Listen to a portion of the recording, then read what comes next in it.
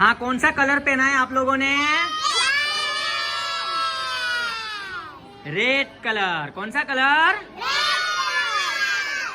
अच्छा, ये red colour किसने बनाया? अल्लाह ने बनाया। Very good. और सारे कलर्स किसने बनाए? अल्लाह ने। देखो वाटरमेलन है उधर, आ जाओ इधर आओ वाटरमेलन लेके।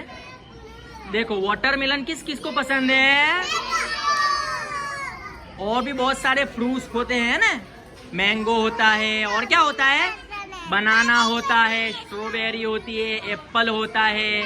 ये सब फूल किसने बनाए? फल अल्लाह ने बनाए सारे फ्रूट्स। ये देखो रोज है इधर, दिखाओ रोज, दिखाओ रोज।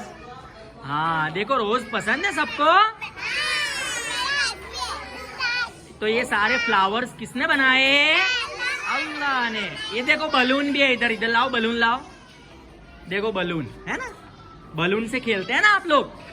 तो सारे टॉयज कौन देता है?